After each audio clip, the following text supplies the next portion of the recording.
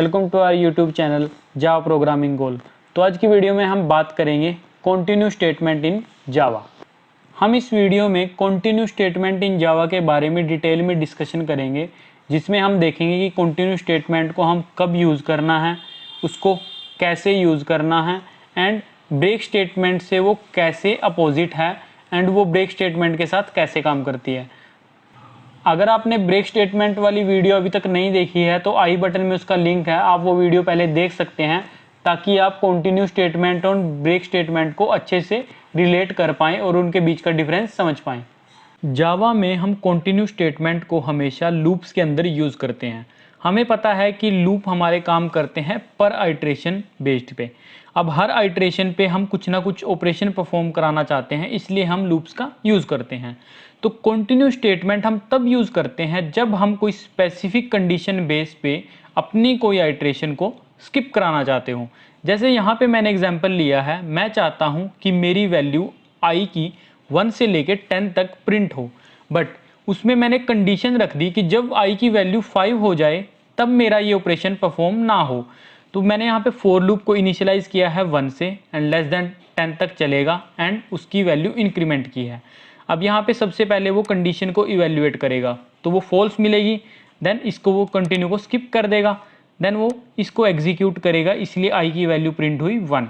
Then वो again increment करेगा and फिर कंडीशन चेक करेगा, ये कंडीशन अभी भी ट्रू है तो इसलिए वो इसको इवेल्युएट करेगा, बट वो अभी रिटर्न फॉल्स करेगा तो वो आई की वैल्यू 2 प्रिंट करेगा। तो अब हम जाते हैं, ऐसे करते करते 5 तक पहुंच जाएगा। अब जब वो इंक्रीमेंट करके वैल्यू आएगी 5, तो 5 को कंपेयर करेगा यहाँ से, तो 5 लेस देन 10 है, यस ट्रू। जब कंपाइलर इस कंडीशन को इवेल्युएट करेगा तो वो उसको ट्रू मिलेगी एंड वो कंटिन्यू को एनकाउंटर करेगा। तो कंटिन्यू को देखते ही कंपाइलर समझता है कि इसके बाद की जितनी भी स्टेटमेंट हैं वो इसे एग्जीक्यूट नहीं करनी है और उसको डायरेक्ट जंप कराना है इंक्रीमेंट वैल्यू पे। तो इसके नीचे जो भी जितनी भी स्टेटमेंट्स होंगी कंटिन्यू के बाद वो कभी भी एग्जीक्यूट नहीं होंगी, तो इसलिए वो डायरेक्ट इंक्रीमेंट करता है और आई की वैल्यू हो जाती है 6। देन अगेन कंडीशन कंपैरिजन होता है और यहाँ पे फिर अगेन आता है, अब की बार वो कंडीशन ट्रू नहीं हुई तो वो वैल्यू प्रिंट करता है 6। तो आप यहाँ पे ये आउटपुट देख सकते हैं एंड एंड में इस लूप के बाद ये वाली स्टेटमेंट हमारी प्रिंट होती है। तो इसमें हमने देखा है कि कंटिन्यू स्टेटमेंट हमारा फॉर लूप में कैसा काम करता है। अब हम नेक्स्ट देखेंगे कि कंटिन्यू स्टेटमेंट्स के रूल्स क्या हैं। कंटिन्यू स्टेटमेंट्स के कुछ रूल्स हैं जो हम फॉलो करते हैं। जावा में कंटिन्यू स्टेटमेंट हमेशा ही लूप्स के अंदर यूज़ होती है। तो पिछले एग्जांपल में हमने देखा कि हमने फॉर लूप के अंदर यूज़ किया था विद इफ़ कंडीशन।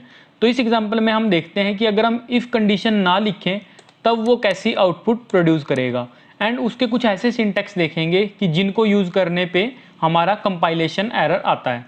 तो यहाँ पे मैंने इसको आई से इनिशियलाइज किया है, आई इक्वल टू 1 जो 10 तक चलेगी and then increment the value of I. उसके बाद मैंने डायरेक्टली इसमें कंटिन्यू लिख दिया, तो उसने कुछ भी प्रिंट नहीं किया और उसकी आउटपुट आई ये।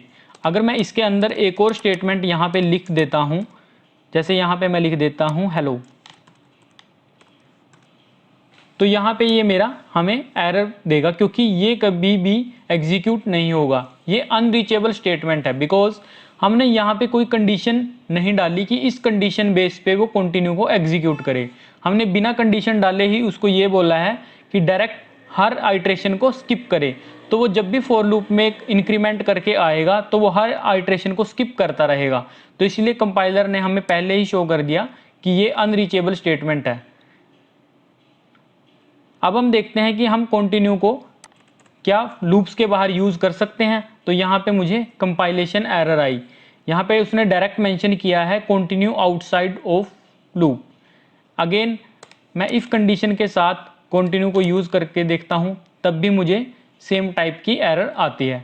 तो हम कंटिन्यू स्टेटमेंट का यूज़ हमेशा करेंगे लूप्स के अंदर और वो भी स्पेसिफिक टू किसी कंडीशन के अकॉर्डिंग।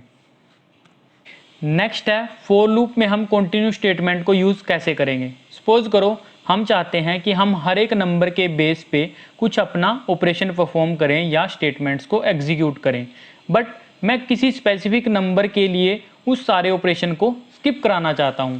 जैसे यहाँ पे मैंने सबसे पहले काउंट को स्कैन कराया है, उसके बाद मैंने उस काउंट के बेस पे उस फॉर लूप को रन किया है एंड उसके बाद यूज़र से नंबर एंटर कराया है।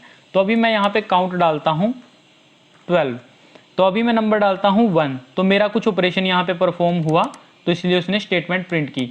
अब मैं अगेन नंबर डालता हूँ 3, बट जब मैं 5 नंबर डालूंगा तो वो कुछ भी ऑपरेशन परफॉर्म नहीं कर रहा है, क्योंकि यहाँ पे मैंने 5 और 8 के लिए कंटिन्यू स्टेटमेंट को स्पेशली मेंशन किया है कि अगर नंबर 5 या 8 हो देन मेरी कंटिन्यू स्टेटमेंट एग्जीक्यूट हो जाए और इसके बाद वो डायरेक्टली पूरी आइट्रेशन को स्किप कर दे और वो डायरेक्ट इंक्रीमेंट करे। तो अब हम यहाँ पे 8 नंबर डालते हैं तब भी हमारा ये ऑपरेशन स्किप होगा।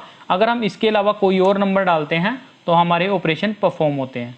तो ये था एग्जाम्पल कि हम फॉर लूप में कंटिन्यू स्टेटमेंट को कैसे यूज़ कर सकते हैं। नेक्स्ट है हमारे पास कि हम वाइल लूप में कंटिन्यू स्टेटमेंट को यूज़ कैसे करेंगे। तो मैंने बिल्कुल सिमिलर एग्जाम्पल लिया है कि यूज़र नंबर डालेगा और किसी स्पेसिफिक कंडीशन बेस पे हम उसको स्किप कराना चाहते हैं। तो यहाँ पे भी मैंने सेम वैल्यू डालता हूँ। यहाँ पे अभी मैंने नंबर 4 डाला है तो इसने ऑपरेशन परफॉर्म किया। जैसे मैं 5 डालूंगा तो ये कोई ऑपरेशन परफॉर्म नहीं करेगा। मैंने 2 डाला है तो इसने ऑपरेशन परफॉर्म किया एंड 8 पे भी ये कोई ऑपरेशन परफॉर्म नहीं करेगा, क्योंकि यहाँ पे हमने स्पेशल कंडीशन में मेंशन किया है। आप बिल्कुल सिमिलर एग्जाम्पल देख सकते हो डू वाइल लूप में।